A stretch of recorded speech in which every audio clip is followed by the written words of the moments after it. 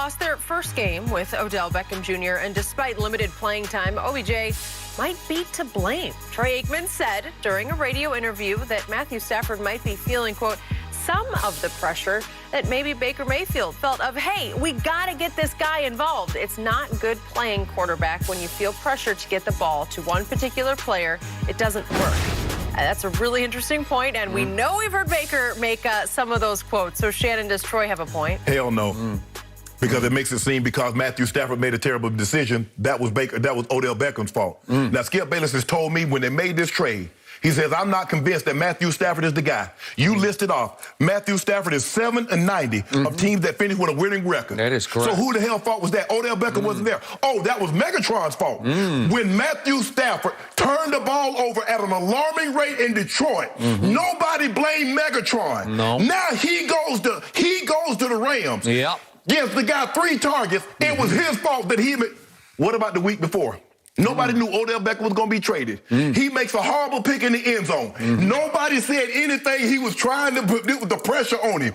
He spun around the end zone, threw the pick. The guy ran it down to the 2. He comes out the next possession, the next play, throws a pick 6, just like he did Monday night. Nobody blamed Odell. No. The pressure that Matthew Stafford feels is that the Rams mortgaged their future, gave up 2 first-rounders, got off Jerry Goff, who was a first-round pick, and says the reason why we can't win is because of the quarterback. That's the pressure. That's some lazy analysis that people are doing, blaming Odell. I want to thank Mr. Aikman for what he said on Dallas radio, because it's exactly what I said on Tuesday morning to you. Odell Beckham Jr. is such a force, such a media magnet, that once he steps into your locker room, once he steps onto your practice field, once he steps onto your game field, you feel this compulsion of, I've got to know where he is. I got to get the ball to 3. It ate Baker alive. Skip, the man wasn't open. And Baker loved him off the field. They had a great relationship. They had a social relationship. And he forced force-fed the ball to a guy who's not Odell Beckham Jr. of his rookie year. Injuries, surgeries have robbed him of his quickness and his explosiveness. Can I ask you a question? Odell wasn't in New England. So what was Baker's fault then in New England? If Odell Beckham wasn't there. So what happened the Sunday night before when so why hasn't Matthew Stafford won more? I need somebody to tell me that. So was it Odell, the pressure on Odell? Was that not the classic Baker Mayfield play that we saw on the deep interception? No. It's Matt Stafford saying, oh, a 3. Where's 3? Let me just, I think he's going to be out there. I'm going to wing it. Oh, wait, Odell stopped running. And then he goes and makes, that's the best lick he's delivered in maybe 10 years. So hold on. You told me that this has been the story of Matthew Stafford's career. You said you weren't sold on him. Now you blaming Odell. After all the times that he was in Detroit, doing the very thing that he's done the past 2 games, turning the ball over and losing.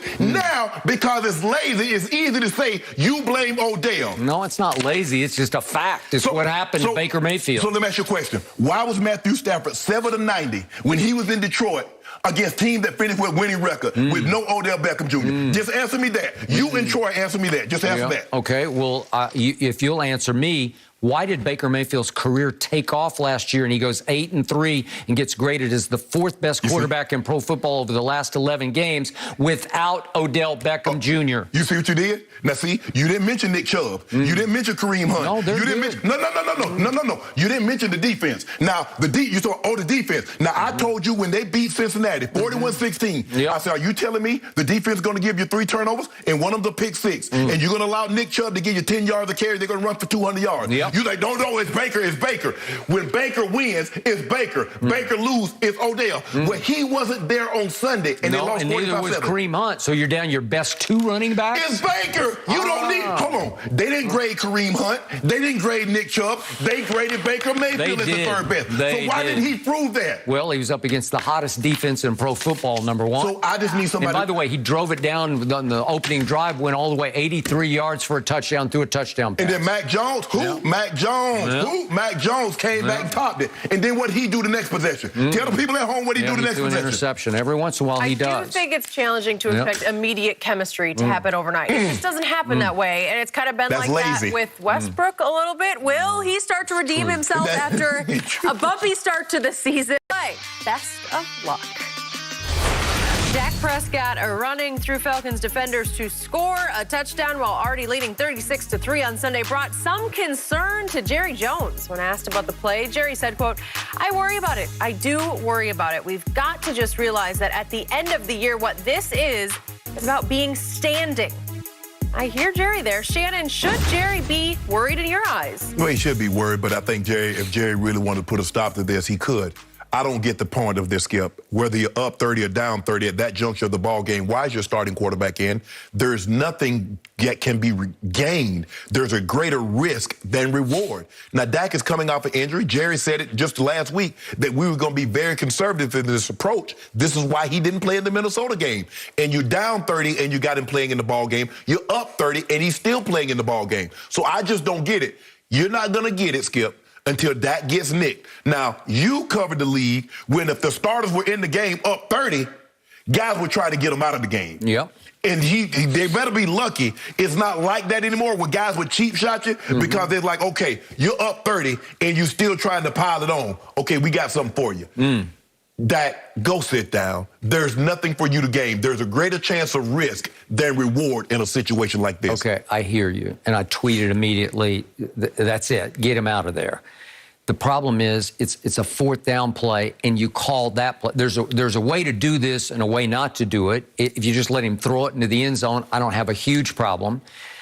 I told you, I like him playing some because he's just got to get his confidence back, and that was a way to cap off his confidence. And I told you I didn't mind the Bronco game when he played in the fourth quarter. You had huge problems with it. I said, you got to get back on the horse and ride it, and he rode it all the way to Atlanta. Let me ask you a question. You're down 30. That comes in there, he gets sacked. And he gets, what are you going to say then? You understand why he was in there because Mike McCarthy's trying to get him some time? Okay. You're up 30. Now, he goes one-on-one with a DB, and the guy punishes it. He ran over a linebacker. Okay. Yeah. And then he hits the safety after that. And instead of the Cam Newton hit that he got in Atlanta and the one he got in New Orleans, like that. He gets hit like that. Yep. You going to be okay with that? You're going to lose your mind. You're like, why does Mike McCarthy got him in the game? Okay. Well, whose fault is it, Jerry's or Mike McCarthy's? It's Jerry's because Jerry controls everything. Does he? Does he have a direct line down to McCarthy during the game?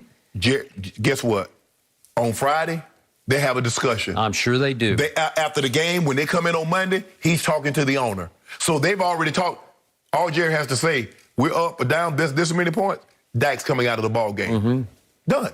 Okay. But again, I thought McCarthy finally did a good thing in keeping Dak in that game, even though there's some risk to it, to just get his feel back, his confidence back against Denver. And he ends up throwing for, as you know, 153 yards just in the fourth quarter, which is not easy to do, even if there's nobody playing defense. But, Skip, they had them call the dogs off. They did. I got it. But I still think that catapulted Dak into what happened against Atlanta. No, Atlanta's just bad. What catapulted Dak against Atlanta was Atlanta putting its defense on the field. That's bottom five. That's what catapulted Dak. How did that defense stop Trevor Siemian in New Orleans? Skip. Well, how? I mean, they won 27-25. I don't know how they did. And they were up. You got to realize they were up 24-6. And Trevor Siemian came back and took the lead. Okay. And they won. And Matt Ryan threw for 320 yards. Yeah. He didn't throw for that against his defense. He did throw for 720 yards had he been thrown against his defense. Okay, but his defense hung on enough that they won 27-25. They're credible. They came in hot. But my thing, all I'm saying is, Skip, there's a greater risk for injury than reward in Dak playing up 30 or down 30 in those situations. That's all I'm saying. Okay, I got it. But I think we're sitting pretty now as we head to Kansas City. Okay, your head hard. Your head hard. Yep. So is his. Yeah, exactly. I have an interesting question for you guys. Is Odell Beckham Jr.'s presence alone causing problems for the Rams? We'll tell you. But one Hall of Famer said about it. He came in, he's changed. I don't know. Let's just wait for it. Next. No mercy. Well, there are two new top top teams on USA Today's NFL Power Rankings. The Packers took the top spot from the Cardinals, and the Cowboys moved all the way up to number 2 after previously being ranked at 6. So, Shannon, who are your top 5 teams in the NFL right now? Skip, I can understand the Packers, but I didn't put the Packers at number 1. I put the Tennessee Titans.